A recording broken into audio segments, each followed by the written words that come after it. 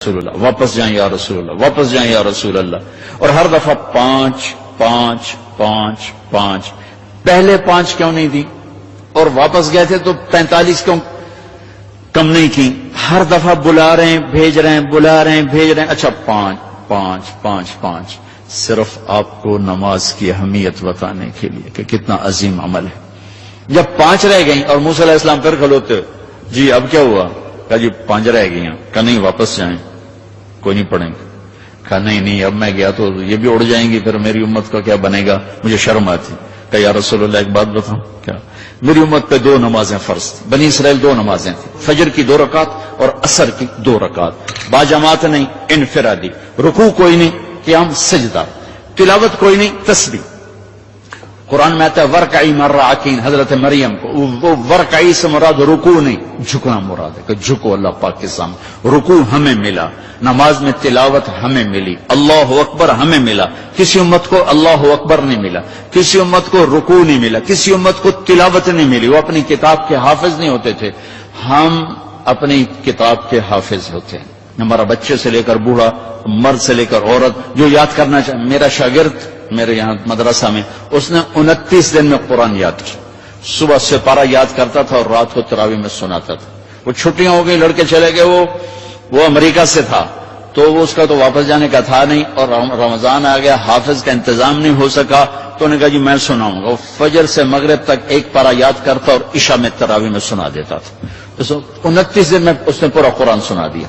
تو اللہ نے ہمارے لیے قرآن ایسا آسان، ابھی وہ امریکہ میں ماشاءاللہ مدرسہ، پہلی امت ہے اپنی کتاب کی حافظ نہیں ہوتی تھی، یہ امت قرآن کی حافظ۔ حضرت عثمان رضی اللہ تعالیٰ عنہ حرم شریف میں داخل ہوئے اور اللہ اکبر کر کے نماز کی نیت باندھی اور سورہ بقرہ شروع کی۔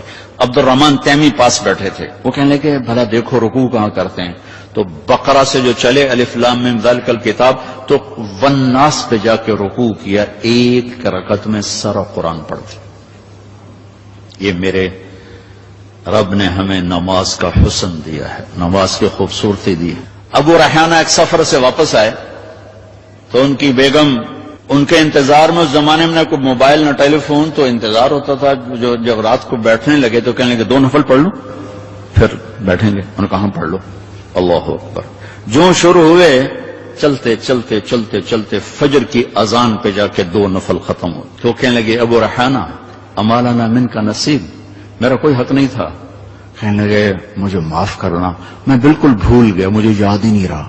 کہنے لگے اللہ کے بندے ایک کمرے میں بیٹھے ہوئے اور تم سفر سے واپس آئے ہو، انہوں نے کہا میں بھول گیا، سانو تو نمازیں تنگ کی رکھ دی، وچے نماز دے یاد آ رہی، اور ایک کمرے میں تمہیں یاد کیسے نہیں آئی؟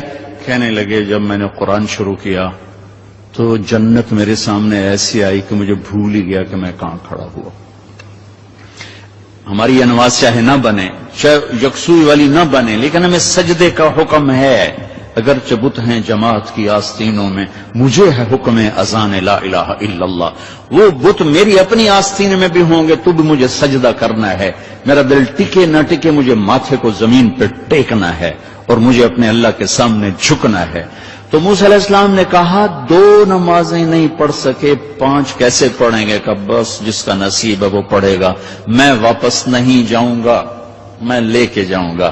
جب آپ چلے نیچے تو پیچھے سے اللہ کی آواز ہے میرے محبوب ہماری تو پھر 50 ہی ہیں، آپ کی امت 5 پڑھے گی، 50 لکھوں گا، آپ کی امت 5 پڑھے گی، 50 لکھوں گا۔ تو ہمیں اللہ نے کتنے ہمارے لیے رحم و کرم کا دروازہ کھولا کہ ایک ہمیں نماز جیسی دولت دی، پھر اس کو باجماعت مسجد کے ساتھ جوڑا، مسجد کی دوڑ لگانے کو کہا، ایک نماز سے دوسری نماز کے درمیان گناہوں کی معافی کا اعلان کیا، ایک جمعے سے دوسرے جمعے کے درمیان گناہوں کی معافی کا اعلان کیا، فجر سے ظہر تک کے درمیان جو کچھ ہوا ظہر پڑھی اللہ نے معاف فرما دیا، عصر کے تک جو کچھ ہوا عصر پڑھی اللہ نے معاف فرما دیا، مغرب پڑھی معاف، عشاء باجماعت پڑھ کے سو جاؤ، فجر مسجد میں جا کے پڑھو، ساری رات تہجد لکھی جائے گی۔ ایک آدمی تہجد نہیں پڑھ سکتا، کمزور ہے، عشاء باجماعت پڑھ لے، فجر باجماعت پڑھ لے تو ساری رات تہجد میں لکھی جائے گی، ساری رات اس کی عبادت میں لکھی جائے گی۔ اللہ نے ہمیں عبادات میں نماز اعلیٰ درجے کی چیز دی ہے۔ نماز کے بعد